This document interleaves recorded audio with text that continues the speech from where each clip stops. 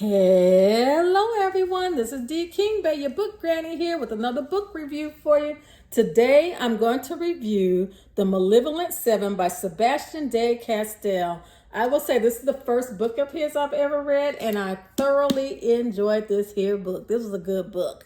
It is a fantasy, a dark fantasy, as opposed to the young adult fantasies that I usually read. So this does have more violence in it, but it's not a high level of violence, at least not in my opinion. It's not that gruesome, gory type violence. It's that I will knock your butt out type violence. So I mean, people die in it, but you know, it is what it is. So anyway, in this, like I said, it's a dark fantasy. Think of the time period, if it were on our world, of course it's not our world, of like the Great Crusades, you know, and think of if they had mages.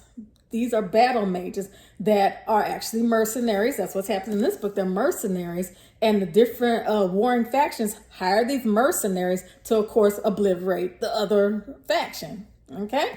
Now, in this book, you know, you have your celestials and you have your devils and your demons, and every mage, every type of mage, there are different types of mages. They draw their powers from different places. Okay. It might be from the celestials. It might be from the demons. One's not better than another. It's not a good, bad thing like that. It's just where your school draws its energy from. Well, in this, okay, in the beginning, you meet Cade. Like I say, he's a mercenary, and he is very, shall we say, he's different. He's different than most mercenaries. These guys, all they do is kill, give my money. Kill, give my money. They don't ask no questions. They don't care. Just tell me who to kill so I can go pick up my money. Whereas Cade, he has a certain code of ethics that, you know, he gonna kill. If he accepts the job, he gonna do the kill, you know, and he's not gonna ask who it is. But outside of that kill, he's not gonna let any, shall we say, wrongdoings go wrong. He's not gonna just stand by and let other injustices happen, if that makes sense. He's kind of a complex guy. So they finish up one mission, and then they're sent out on another mission.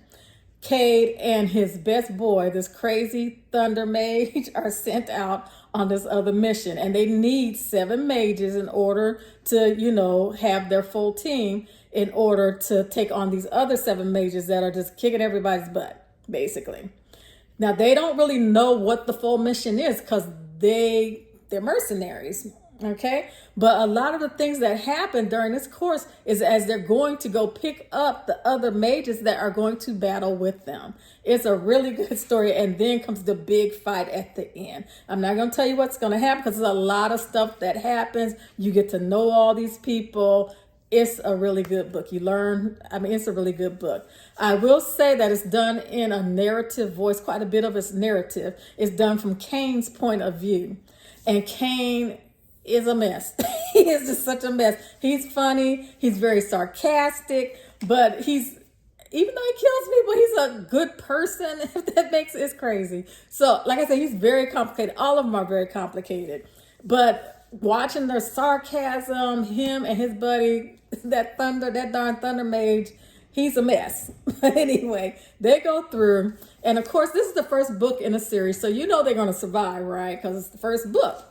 So they go through, and it's really good learning their world. Now, I will say it took me a few chapters to get into this book because they do a lot of world building in the first few chapters. And with that world building, yeah, they're trying to make it interesting, but I'm like, because it's done from Cade's point of view. So it's like it's like, oh my God, will he just shut up? But then I'm like, nope, let me hang in there. And I am so glad I hung in there because this got good. It just took a while for it to get going, but once it got going, y'all, this was good.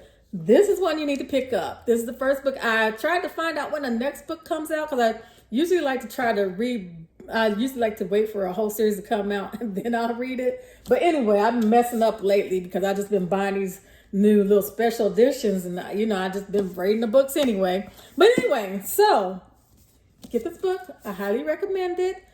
It's fantasy and deals with mages. It's very good. And another thing I love in here is the science behind how their abilities works is covered in here. And he did a good job. I mean, because like I said, each mage draws their powers from different ways, and you learn about that. It's very good without being too studious, if that makes your sense. So yeah, pick it up, pick it up, pick it up. So now let's talk about the special edition aspect of this. This is a special edition from the Broken Bindings. I actually got this one, like I ordered it 2 weeks ago. So the cover, the dust jacket, is the same as if you just bought the book online over at Amazon or something like that. So looky here. This is the special edition. Hardback, like again, I said I got it from the Broken Bindings. Says, let me show you what a real mage looks like. Looking like Sajam or something, but I'm gonna leave that alone. But anyway, pretty foiling on the side, foiled edges. So that's nice. Then let me show you the inside. As you see, the edging's nice and blue, a nice pretty dark blue. I like the way this blue, I usually like a fancy edging, but I like the way this dark blue goes with this cover. So I really didn't mind the edging just being blue. Then when you open it up, they don't have anything on their end pages, just dark blue. It's still pretty, I don't mind that. Then you have your signature right there. And Broken Bindings likes to put the number, because like I think they had like 2,000 of these, I can't remember. They put the number of which one it is, the copy it is. So your copies are numbered.